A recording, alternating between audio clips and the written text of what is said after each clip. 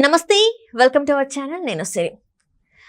చాలా మంది యువతలో అయినా ఇంకా అంటే జాబ్ హోల్డర్సే కావచ్చు, చాలా మంది ఏంటంటే డబ్బులు కూడబెట్టి అంటే ఎందులో ఇన్వెస్ట్ చేయాలి, అంటే రియల్ ఎస్టేట్లో ఇన్వెస్ట్ చేస్తే మంచిదా కాదా అని చెప్పేసి చాలా మందికి డౌట్ అయితే ఉంటుంది. అయితే మనకున్న సందేహాలని నివృత్తి చేయడానికి మనతో పాటు ఉన్నారు ఈరోజు ప్రముఖ రియల్ ఎస్టేట్ ఎక్స్పర్ట్ కృష్ణమాచారి గారు. నమస్కారం సార్. నమస్కారం సార్. ఇప్పుడు చూస్తుంటే చాలా మందికి డౌట్స్ ఉంటాయి. ఏంటంటే ఇప్పుడు కుకట్పల్లి ఏరియానే ఉంది. సో ఆ ఏరియాలో 2 BHK తీసుకుంటే మంచిదా, 3 BHK తీసుకుంటే మంచిదా, అసలు ఎందులో ఇన్వెస్ట్ చేస్తే మంచిదా అని చెప్పేసి చాలా మందికి డౌట్స్ ఉంటాయి. సో మీరు ఎలాంటి సజెషన్ ఇస్తారు సార్? భూమి మీద పెట్టుబడి భవిష్యత్తుకు పునాది.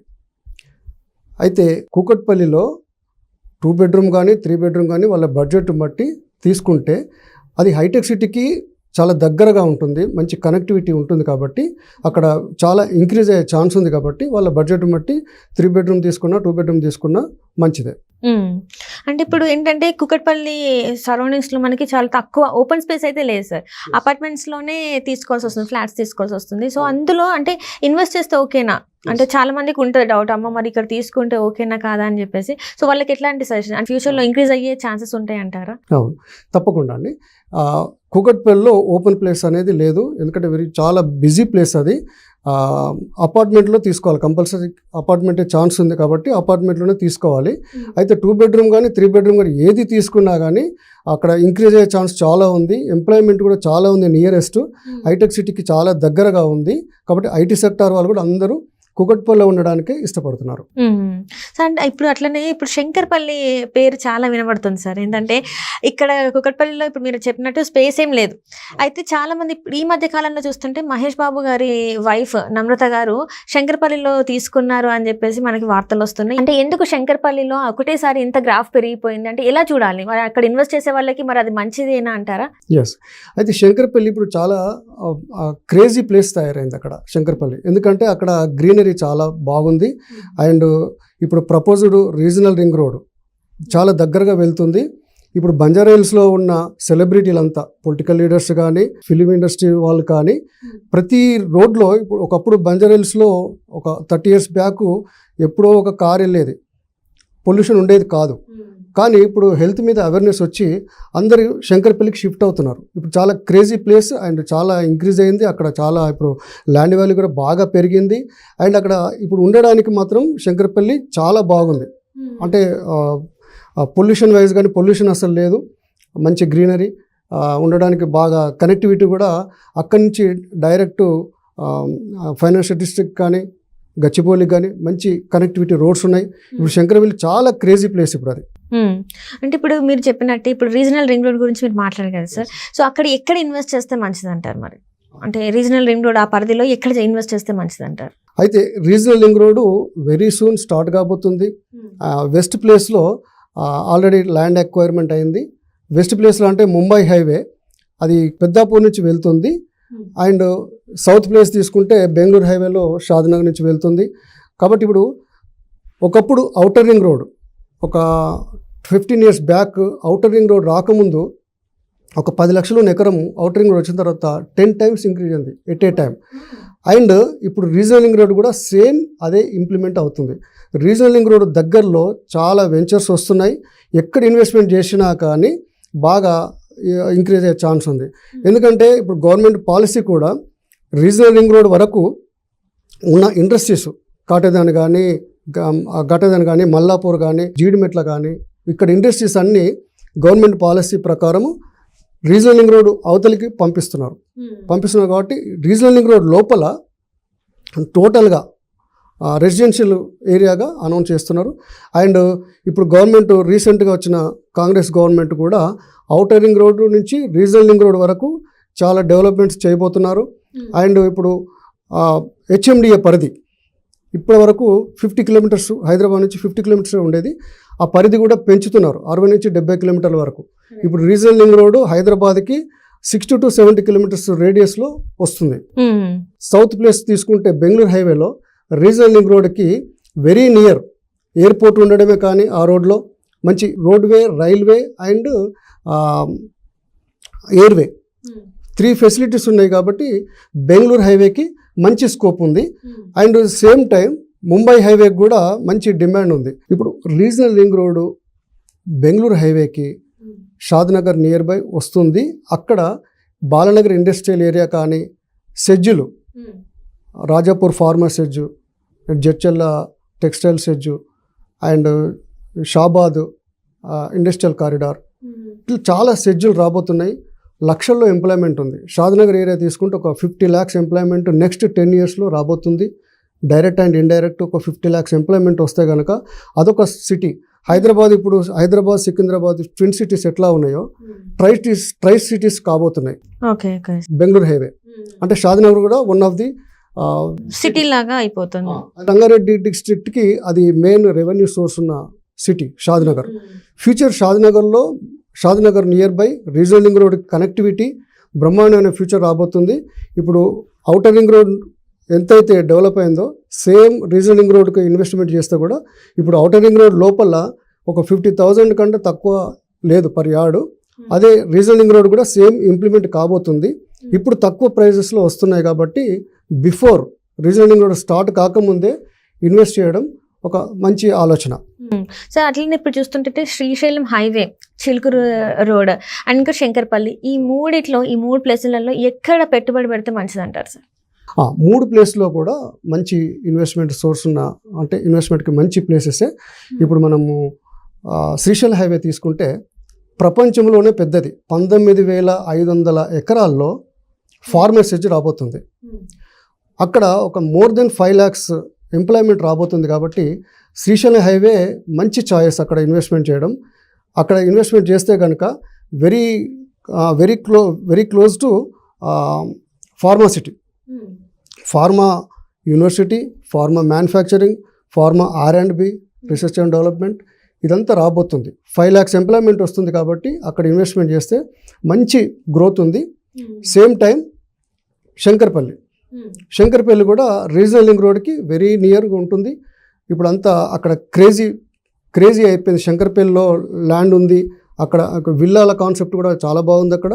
ఇప్పుడు అక్కడ పర్ యార్డు ₹1,00,000 వరకు కూడా ఉంది. హైదరాబాద్ ఉన్నంత డిమాండ్ ఇప్పుడు శంకర్పల్లిలో ఉంది. మరి ఇలానే చిలుకూరు రోడ్లో కూడా ఎట్లా ఉంది సార్? మరి చిలుకూరు రోడ్ కూడా అది వికారాబాద్ పరిగి రోడ్. అది అక్కడ ఎడ్యుకేషన్ ఇన్స్టిట్యూట్స్ చాలా ఉన్నాయి. కాబట్టి చిలుకూరు రోడ్ కూడా ఔటర్ రింగ్ రోడ్కి రీజనల్ రింగ్ రోడ్కి మధ్యలో ఉంటుంది. అయితే అక్కడ ఏ ఏరియా కానీ డెవలప్ కావాలంటే ఎడ్యుకేషన్ ఇన్స్టిట్యూట్స్ అండ్ ఇండస్ట్రీస్ ఇట్లాంటివి రావాలి, వస్తే ఎంప్లాయ్మెంట్ ఉంటుంది.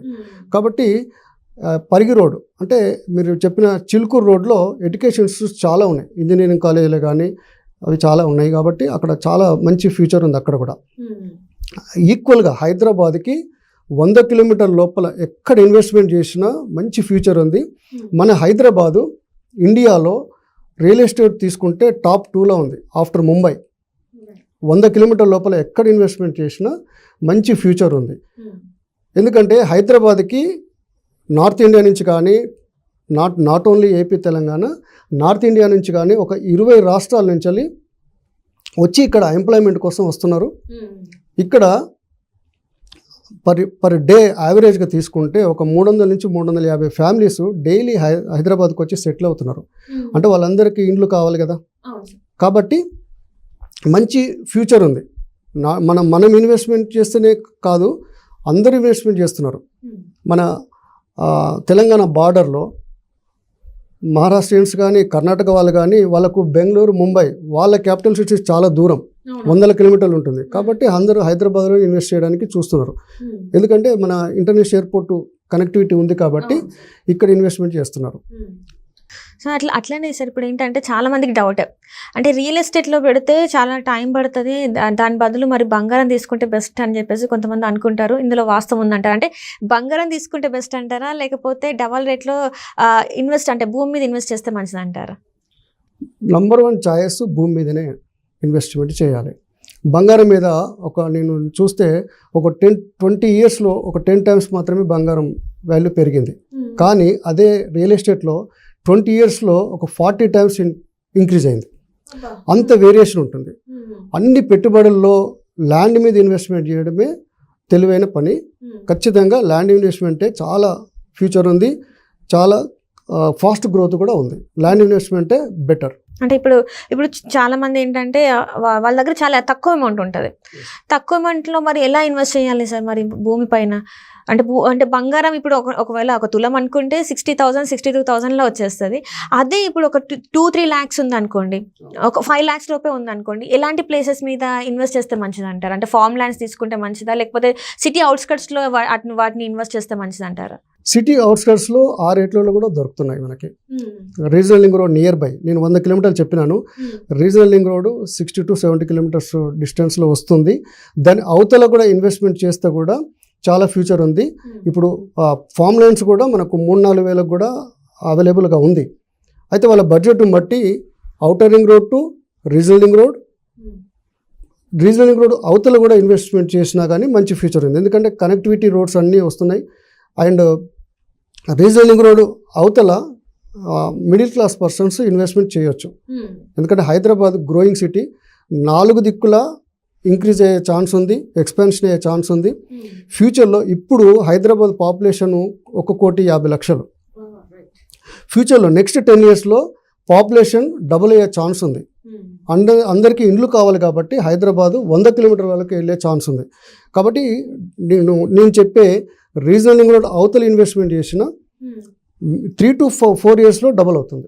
అంటే తక్కువ బడ్జెట్లో అయినా మనకు అక్కడ ప్లేస్ వస్తుంది కాబట్టి మీరు 3 to 4 yearsలో దీనికి డబల్ ఇన్వెస్ట్మెంట్ మీరు తీసుకోవచ్చు. ఒకవేళ అమ్మితే మనకి డబల్ ఇన్వెస్ట్మెంట్ అంటే డబల్ పే మనకి రీబ్యాక్ అవుతుంది అంటారు.